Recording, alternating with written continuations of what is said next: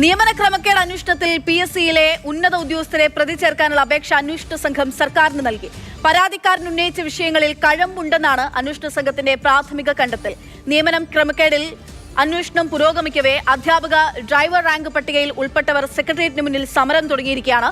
Lower primary school teachers rank പട്ടികയിൽ ഉൾപ്പെട്ട ഉദ്യോഗാർത്ഥി നിരാഹാര സത്യഗ്രഹം തുടങ്ങി. ആസൂത്രണ ബോർഡിലേക്കുള്ള കേരള PSC പരീക്ഷയുടെ നിയമന ക്രമക്കേടിൽ ഇപ്പോൾ എന്തായാലും അന്വേഷണത്തിൽ ഏറ്റവും പ്രധാനപ്പെട്ട ഒരു നീക്കവുമായി അന്വേഷണ സംഘം മുന്നിലേക്ക് വരികയാണ്. കഴിഞ്ഞ ദിവസമാണ് ഈ PSCയിലെ ഉന്നത ഉദ്യോഗസ്ഥരെ പ്രതി ചേർക്കാനുള്ള ഒരപേക്ഷ സർക്കാർ നൽകിയിട്ടുള്ളത്. ആ അപേക്ഷ സർക്കാരിൻ്റെ അഭിപ്രായമാകും ഏറ്റവും നിർണായകമാവുക.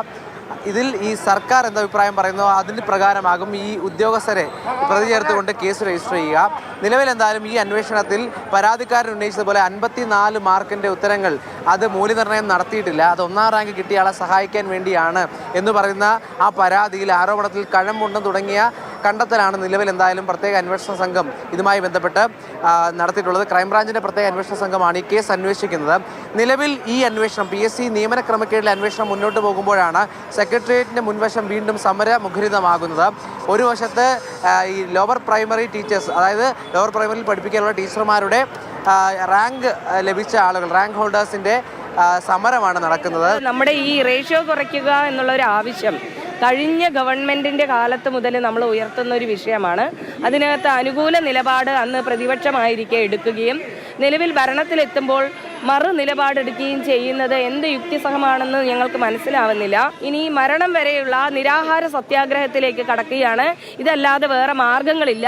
ഈ സർക്കാരിന് മുന്നിൽ ഇനി ജീവൻ പൊലിഞ്ഞാൽ മാത്രമേ ജോലി കിട്ടൂ എന്നുണ്ടെങ്കിൽ അതിനും ഞങ്ങൾ തയ്യാറാണ്. അതായത് മുഖ്യമന്ത്രിയെ കണ്ടിട്ടും പരിഹാരം ഉണ്ടാകുന്നില്ല. നിങ്ങൾക്ക് സർക്കാരിൽ വിശ്വസിക്കുകയോ വിശ്വസിക്കാതിരിക്കാനുള്ള അധികാരമുണ്ട്. എന്നാൽ ഈ കാര്യങ്ങൾ ചെയ്യാൻ 2 മാസം സമയം വേണം, മറ്റുറപ്പുകളൊന്നും ലഭിച്ചില്ല തുടങ്ങിയ കാര്യങ്ങൾ പറഞ്ഞുകൊണ്ടാണ് ഇവരിപ്പോൾ എന്തായാലും സമരത്തിലേക്ക് പോകുന്നത്. തൊട്ടപ്പുറത്ത് സർക്കാർ ഡ്രൈവർമാരുടെ പരീക്ഷ എഴുതിയ ആളുകളാണ് ഇത്തരത്തിൽ സമരവുമായി മുന്നോട്ട് പോകുന്നത്. അങ്ങനെ ജെൻസി പ്രക്ഷോഭത്തിലേക്ക് പോലും പോകുന്ന തരത്തിലേക്കുള്ള കാര്യങ്ങളുമായി മുന്നോട്ട് പോകുമെന്ന് ഈ സമര നേതാക്കളൊക്കെ അറിയിക്കുന്നുണ്ട്. നിലവിൽ എന്തായാലും ഉദ്യോഗാർത്ഥികൾ, അതായത് പ്രത്യേകിച്ച് LPST റാങ്ക് ലിസ്റ്റിലുള്ള ഉദ്യോഗാർത്ഥികൾ, അവർ പറയുന്ന 4 ജില്ലകളിൽ ഇതുവരെ അഡ്വൈസ് മെമ്മോ പോയിട്ടില്ല. ഈ നിയമനം വൈകുകയാണ്, മറ്റുറപ്പുകളൊന്നും സർക്കാരിൻ്റെ ഭാഗത്ത് നിന്ന് ലഭിക്കുന്നില്ല തുടങ്ങിയ കാര്യങ്ങൾ പറഞ്ഞുകൊണ്ട് എന്തായാലും ഒരു ഉദ്യോഗാർത്ഥി ഇപ്പോൾ നിരാഹാര സത്യാഗ്രഹത്തിന് തുടക്കം കുറിച്ചിരിക്കുകയാണ്. നിലവിൽ എന്തായാലും ഈ PSC നിയമനവുമായി ബന്ധപ്പെട്ട് സെക്രട്ടേറിയറ്റിന് മുന്നിൽ കാര്യങ്ങൾ സമരമുഖരിതമായി മുന്നോട്ട് പോവുകയാണ്. Rahul G Nath, Mathrubhumi news, Thiruvananthapuram.